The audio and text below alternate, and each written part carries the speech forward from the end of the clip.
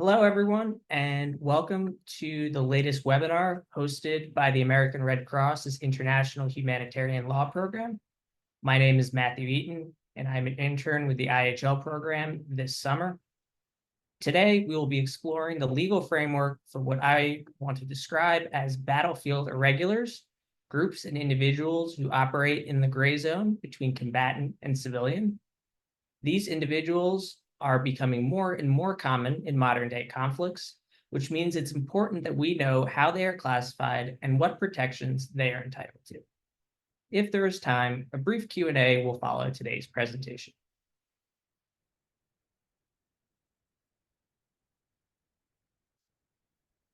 First, I want to prime everyone for what we'll be discussing today. We will start by briefly outlining battlefield classification basics. To understand the battlefield irregulars framework we will be building today, you'll need to know the basic definition of a combatant and a civilian. Then I'll introduce battlefield irregulars, which will be subdivided into two groups: those classified based on their conduct and those classified based on their status. Conduct-based irregulars include individual citizens directly participating in the hostilities, Levée and masse participants, and spies. Status-based irregulars include members of an organized armed group, military medics and chaplains, and mercenaries. In international armed conflict, or IAC, every single person potentially affected by the conflict is given a battlefield status. That is, they are categorized as a combatant or a civilian. Combatants and civilians each have their own unique set of rights, privileges, and obligations. Combatants are defined as members of the armed forces of a party to the conflict. Additional Protocol 1, Article 43 provides that the armed forces include all organized armed forces, groups, and units which are under a command responsible to a party for the conduct of its subordinates. This includes members of the armed forces that do not participate in the fighting, like army cooks. Such armed forces shall also be subject to an internal disciplinary system which shall enforce compliance with IHL. Being classified as a combatant gives an individual certain rights in an armed conflict. The most important right a combatant has is what is called the combatant's privilege, the right to directly participate in the hostilities. That is, they may take life on the battlefield without being prosecuted for murder. Relatedly, combatants become prisoners of war if captured, and their treatment is governed by the Third Geneva Convention. There are also obligations imposed on combatants. First, they must comply with the requirements found in Additional Protocol 1, Article 44.3, which relates to distinguishing oneself and carrying arms openly. We will discuss these requirements in more depth once we get into battlefield irregulars. Combatants must also comply with IHL generally. For instance, they may not target civilians, which is prohibited under the fundamental IHL principles of military necessity and distinction. Civilians, on the other hand, are defined by IHL in negative terms, which is not very helpful for our purposes. A civilian is anyone who's not a combatant is not a very good definition. A slightly better definition is that civilians are persons who are not or no longer are members of the armed forces. As previously mentioned, civilians are protected against direct attack. However, civilians are obligated not to participate in the hostilities, excluding situations of self-defense. They lose their protections when and for such time as they directly participate in the hostilities. There is also a presumption in favor of civilian status in cases of doubt or ambiguity. We will now move on to battlefield irregulars. Battlefield irregulars are those who are difficult to define as either a civilian or a combatant, and they sometimes possess characteristics of both groups. I have broken up battlefield irregulars into two groups: conduct-based irregulars, who are defined primarily by their actions in an armed conflict, and status-based irregulars, who are defined primarily by their membership in a group or organization in connection with an armed conflict. The first group we will be discussing today is individual citizens directly participating in the hostilities, or DPHing for short. There are three criteria for an individual to be considered DPHing, and it's not as straightforward as you might think. First, they must meet the required threshold of harm.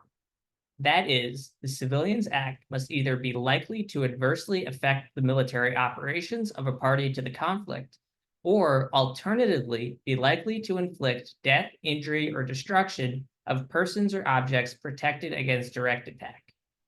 There is no need for any actual harm to take place, just an objective likelihood that the harm will take place at the time of the Civilians Act. Next, there must be direct causation between the act and the harm likely to result. The causal chain between the two cannot be too attenuated. For instance, direct causation would exist where a civilian volunteer is driving a military ammunition truck to operationally engage fighters. That ammunition is being taken directly to soldiers who are using it in battle. Conversely, there would be no direct causation where a truck driver moves ammunition from a factory to a port for shipment to a combat zone. In this case, the causation between the act of moving the bullets and the harm of the bullets being used is too attenuated. Finally, there must exist a belligerent nexus. That is, the act must be specifically designed to directly cause the required threshold of harm in support of a party to the conflict and to the detriment of another. The key here is the purpose must be to support a party to the conflict. So, for instance, the use of force by civilians to defend themselves against an unlawful attack by marauding soldiers fails to meet the belligerent nexus. They were acting in self-defense, not to support a party to the conflict. So, what does an individual citizen DPHing look like? Well, they may be an individual living in an occupied territory in an IAC who becomes fed up and decides to take up arms and attack the soldiers occupying their home. Such action is likely to adversely affect a party to the conflict. There is direct causation between their attack and the harm caused, and they are taking action to support one party to the conflict, their state, and to the detriment of another, the occupying state. Now, what are the implications of such an attack? First off, this individual does not have the combatant's privilege because they are not a member of the armed forces. They do not meet AP1 Article 43's definition of a combatant. For instance, they are not under a command responsible to their subordinates. They are acting alone. However, this individual also loses their civilian protections and may be targeted for such time as they are DPHing. Once they stop DPHing, they may no longer be lawfully targeted. They can, however, be tried for their crimes in the domestic courts of their adversary. They do not have POW status. Ultimately, though, they are not entirely unprotected under IHL. They are still afforded the fundamental protections provided for in Common Article 3 of the Geneva Conventions and Article 75 of Additional Protocol 1, both of which guarantee humane treatment of individuals in the power of an adverse party. Next, we will discuss a phenomenon called a levée en masse. A levée en masse occurs when inhabitants of a non-occupied territory, on the approach of the enemy, spontaneously take up arms to resist the invading forces without having time to form themselves into regular armed units, and at all times carry arms openly and respect the laws and customs of war. This definition comes from the International Criminal Tribunal for the former Yugoslavia, or ICTY. While non-binding on other international courts and tribunals, criminal tribunals like the ICTY are helpful in clarifying and filling in gaps in the broader international legal framework. The phenomena of a levée en masse has its origins in the French Revolution, during which the National Convention passed a decree organizing a mass conscription of young men known as, you guessed it, levée en masse. A levée en masse is an emergency, last-ditch defense when time permits no other means. Because participants don't fit the traditional combatant requirements, carrying arms openly is of special importance. Finally, levée en masse participants are combatants, and captured participants receive POW status, but only during the actual period of invasion. If the invading force is victorious and the resistance continues into occupation, any captured fighters are treated like individual DPHing civilians without POW status. That is, no combatant's privilege, and they may be prosecuted domestically for any crimes committed. The last conduct-based irregular we will discuss is the spy. Under IHL, there are three criteria for spies, which are covered in Additional Protocol 1, Article 46. A spy is an individual who clandestinely or under false pretenses obtains or attempts to obtain information in the zone of operations of a belligerent with the intention of communicating it to the hostile party. Unfortunately for James Bond, spies fall outside the scope of IHL. If caught, they may be tried for espionage. However, the clandestine requirement limits the scope of this provision significantly. Typically, clandestine includes techniques that go beyond civilian dress or techniques that allow people to exceed the access they have been given. That means that it's not spying if an individual living in occupied territory observes enemy troop movements on his way to work and reports them to his local resistance movement. Essentially, residents are given significant leeway under IHL to report information. Whether they are DPHing, however, is another matter entirely, and something you might want to think about at the end of our presentation today in terms of how such a person might fit into our framework. Moreover, non-residents regain protection and receive immunity by reaching friendly lines, which further limits the application of AP1, Article 46. We are now moving on to status-based irregulars, the most important of which are members of an organized armed group, or OAG. Examples of OAGs include militias, armed forces professing allegiance to unrecognized authorities, and private military security contractors. Unlike DPHing individuals, OAG members often have what is called a continuous combat function, even when they do not meet combatant requirements. That is, they may be targeted outside of the time in which they are DPHing. For example, the United States doesn't wait until members of a terrorist organization are actually carrying out an attack to target them. A CCF requires lasting integration into an OAG, acting as the armed forces of a non-state party to an armed conflict, and involves the preparation, execution, or command of acts or operations amounting to DPHing. It is important to note that there is no universal acceptance on whether OAG members have a continuous combat function in international armed conflicts. Now, there are two questions you need to ask to determine whether the members of an OAG are combatants in an IAC. If the answer is no to either, then they are no different than DPHing individuals. The first question is, does the group meet the AP1 Article 43 definition of a combatant? That is the group under a command responsible to a party to the conflict and subject to an internal disciplinary system that enforces compliance with IHL? To answer this question, you need to know which entities count as a party to the conflict. Three conflict types apply here: states involved in international armed conflicts, national liberation wars, and resistance movements fighting on behalf of governments unrecognized by their adversary. An example of the last phenomena is the Free French forces fighting the Nazis during World War II. We also need to know how strong the connection must be between the OAG and the party to the conflict. In simple terms, the state must accept responsibility for the OAG for them to receive combatant status in an IAC. If the group meets the combatant definition from AP1 Article 43, then we must move on to question 2. Does the group follow the requirements set forth in Additional Protocol 1, Article 44.3? Article 44.3 lays out two rules. The general rule states that members of the group must distinguish themselves from the civilian population while they're engaged in an attack or in a military operation preparatory to an attack. Now, what does engaged in an attack or in a military operation preparatory to an attack mean exactly? It means that you don't have to distinguish when moving from camp to camp, transporting supplies, or evacuating personnel. But you do have to distinguish when making movements to contact, the enemy is detected and the decision is made to fight, and you are ready to engage the enemy. The latter three examples are all military operations preparatory to an attack. What does distinguishing look like?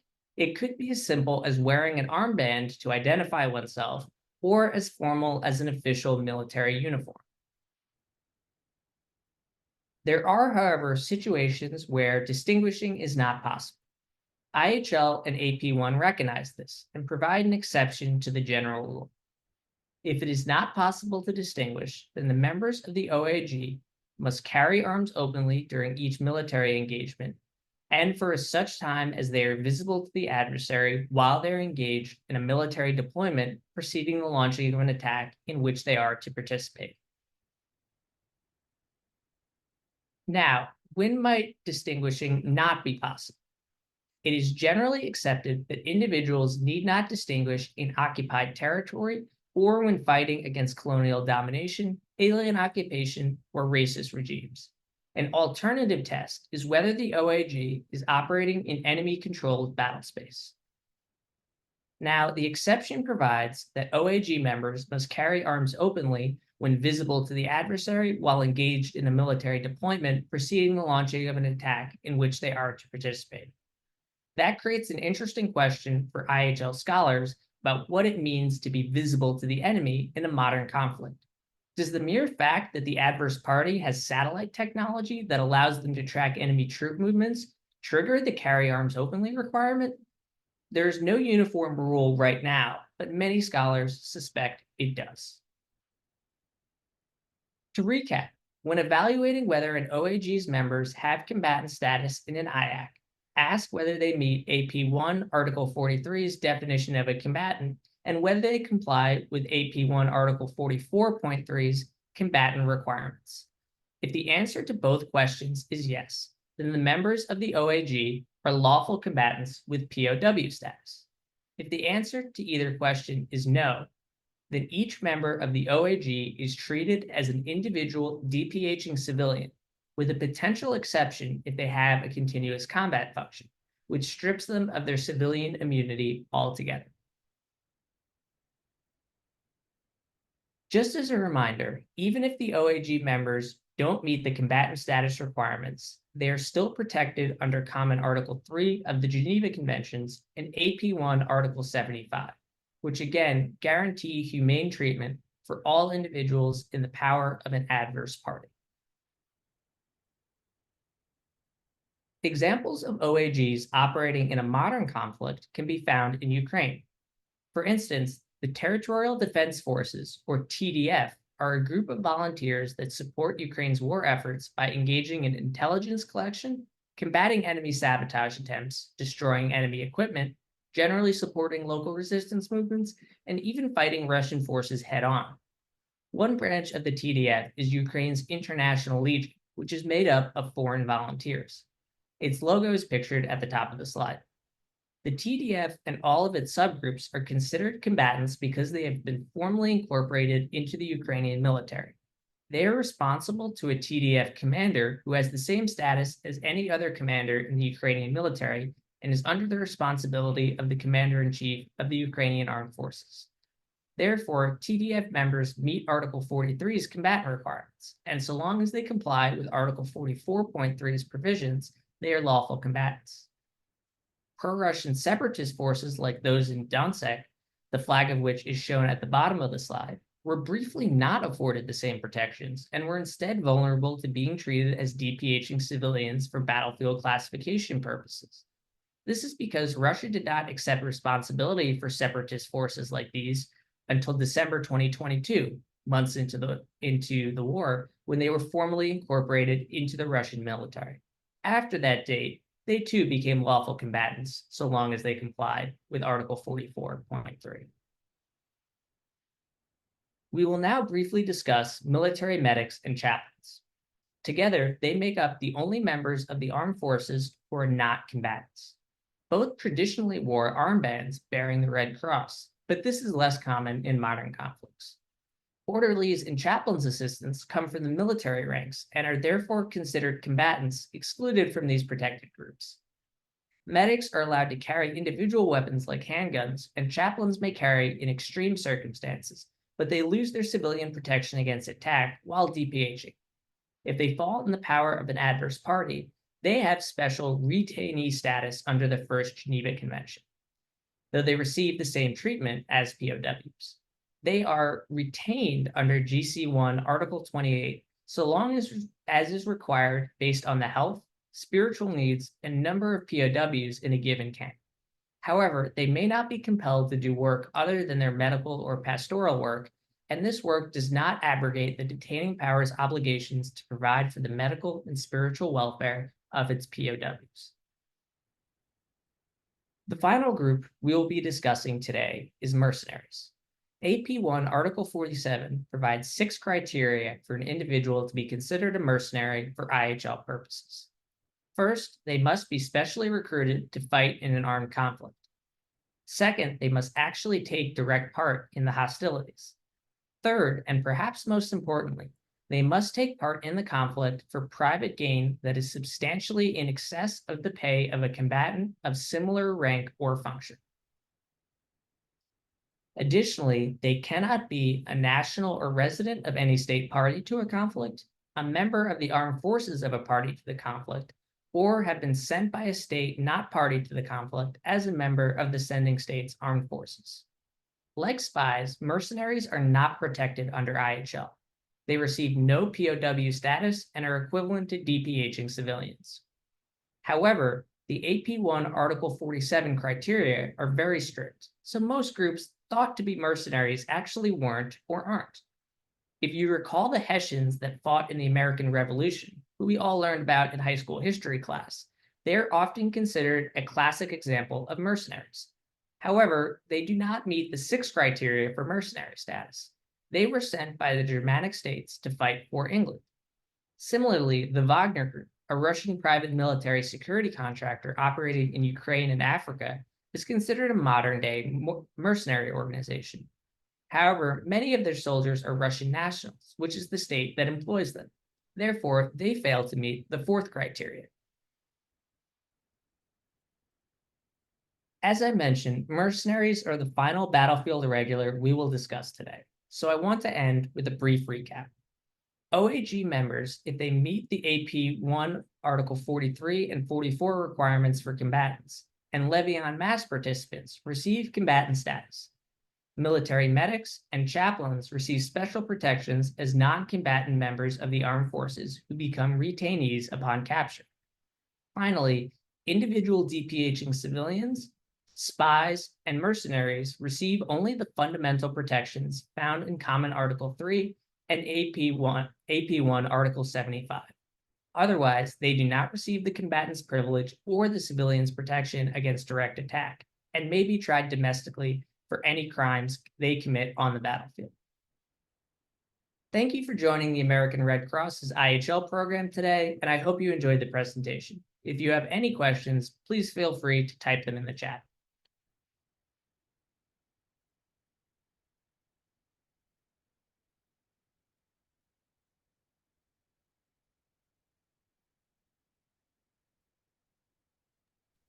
Great work, Matt. Let's give Matt a round of applause. For those that don't know Matt or his background, he is a third-year law student at George Washington School of Law. And when we asked what kind of topic Matt would want to cover in his webinar, he bit off a really tough one. This is not an easy topic to cover. So great work, Matt, in tackling something that has a high learning curve.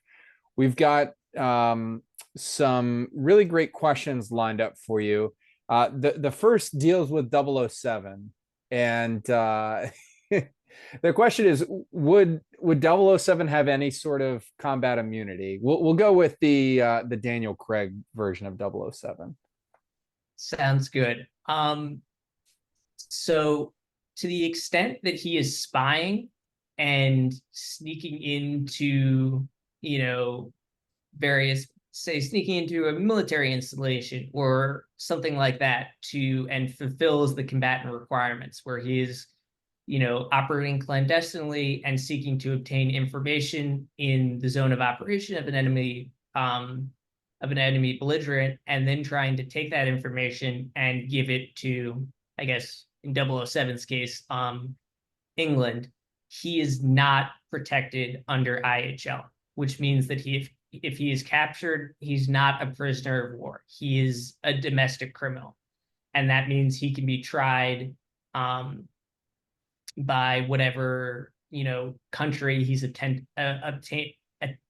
to obtain information from for espionage.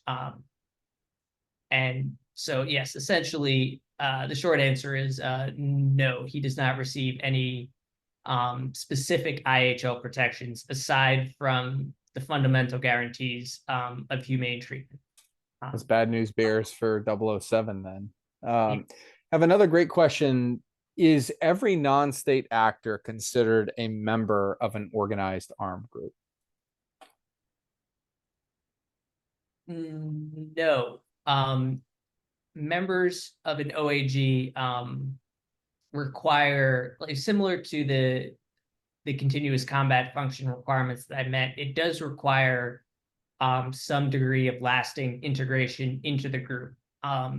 You cannot simply, I use the example of going back to spying. I use the example of someone passing a military truck on their way to work and reporting that information to a resistance movement, which would be an OAG.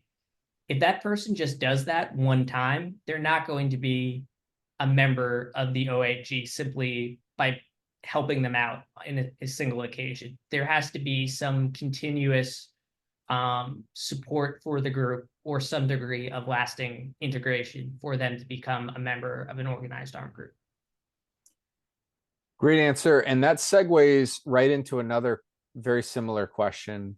So take your example about an individual who reports enemy troop movements on their way to work. Would that person be considered to have directly participated in hostilities or DPHing? Well, it ultimately depends. They likely meet the threshold of harm because their actions have an adverse effect on the military operations of the adversary. And the belligerent nexus is also met because they're reporting this information to help one party to the conflict and hurt another. But causation is less clear. The causal chain between reporting this information and that information being used on the battlefield to harm the adversary could be quite long and attenuated. There's also the matter of whether the individual is a member of the resistance group and receives combatant status. Again, like I said earlier, that's unclear and depends on their integration into the group and the frequency with which they're reporting this kind of information.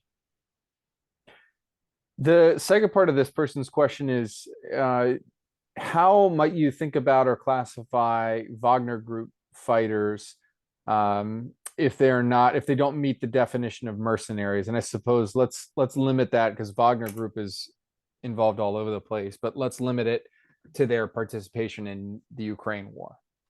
Well, currently Wagner is fractured and its members are scattered. Though some have become integrated into the Russian armed forces formally by just simply joining and enlisting. But before its fracturing, which happened last summer, Wagner likely did not receive combatant status, even if the Russian military accepted responsibility for their actions, which is unclear. The reason there probably were not combatants is because of the public disparaging of IHL and the laws of war that were espoused by Wagner's leadership.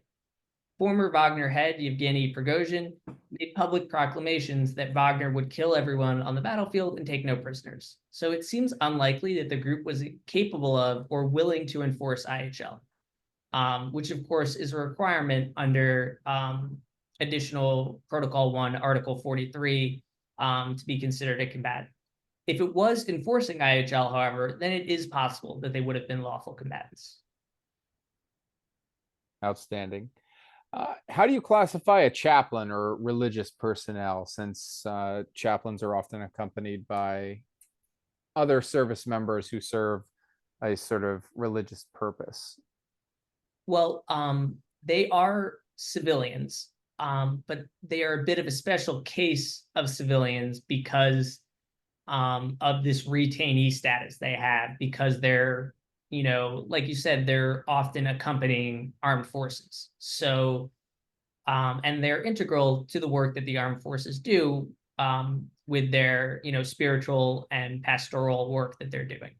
So they get retained in POW camps and they're treated just, at the same as regular combatant. That's serving as a POW in the power of an adverse party.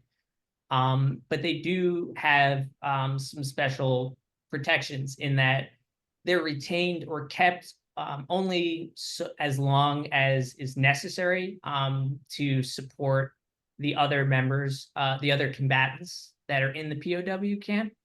And they are released or let go a little more liberally or freely than a typical combatant would be. But So, ultimately, yes, they are civilians.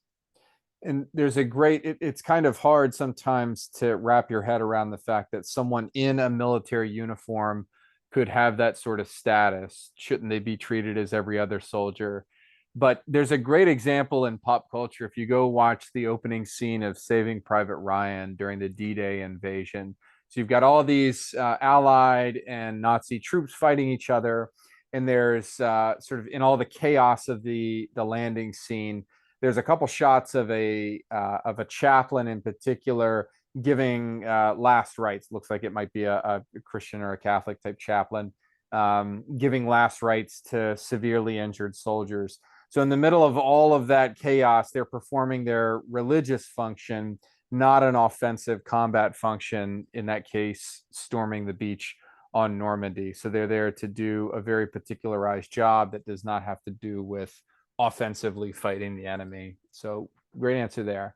How about military contractors? How do we sort of grapple with the notion of contractors who might be armed or operating as some sort of security type job, including in combat zones with armed forces? How would you consider them?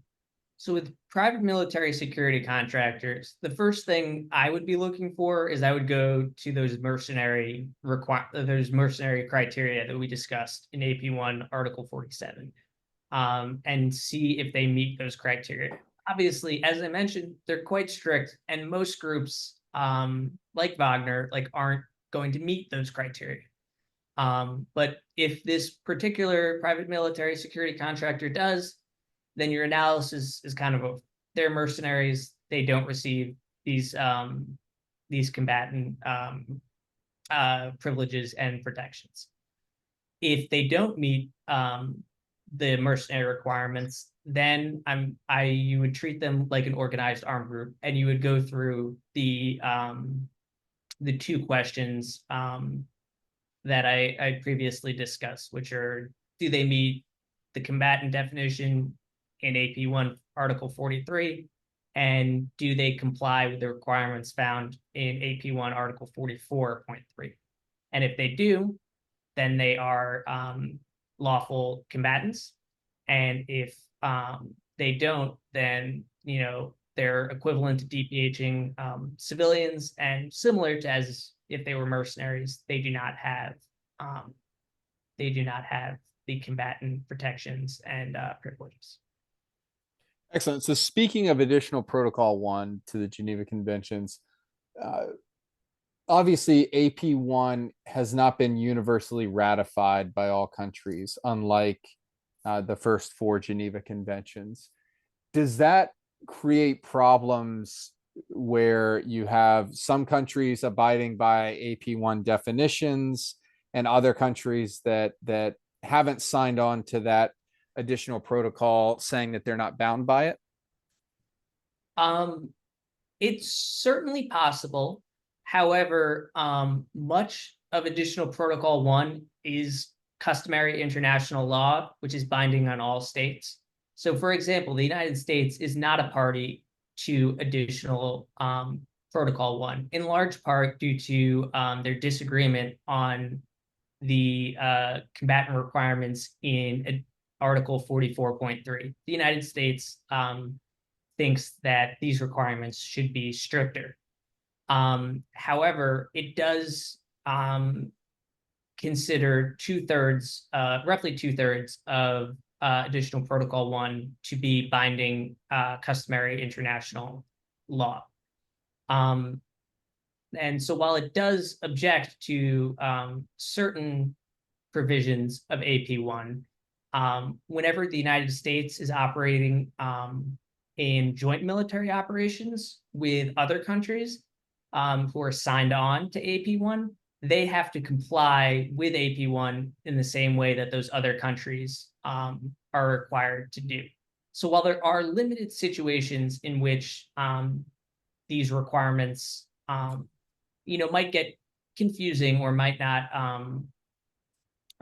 necessarily apply, in the vast majority of situations, the provisions of AP1 are binding on most, if not all, countries in participating in international armed conflicts. Great. So next question. Let's talk the Ukraine war again. How would you label civilians in Ukraine who were encouraged to fight against invading Russian forces? Obviously, at the beginning of the war, there's news reporting that the Ukrainian government was encouraging normal civilians to fight. They were distributing instructions or giving training in some circumstances. Would they have met that definition of levée en masse, or would you characterize them more in the directly participating in hostilities category? Well, it's interesting that you bring up levée en masse, because prior to the Ukraine war, it was seen as an outdated term and a phenomena that really didn't occur in modern armed conflicts, but has been kind of brought back into the forefront during the Ukraine conflict.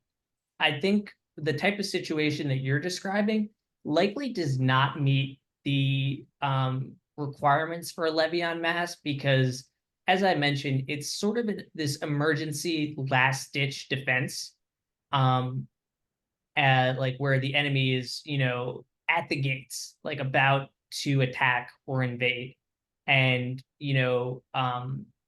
the sort of pleas that the Ukrainian government were making were a bit more preventative, and were getting out in front of the potential situation where an enemy would be at the gates. You mentioned civilians being trained. In a true levée en masse situation, civilians don't have time to be trained. They're just, using whatever, everyday objects that they can find, whatever's around them, to, fight back against the enemy the best they can during this period of invasion. So I would likely look to the DPHing analysis that we sort of discussed today, and look through and ask, are these individual DPHing civilians, or are they integrated into these Ukrainian militias and organized armed groups like the Territorial Defense Force, to an extent that they receive combatant status, which is obviously a pretty in-depth analysis, and something that IHL scholars are discussing and debating as we speak.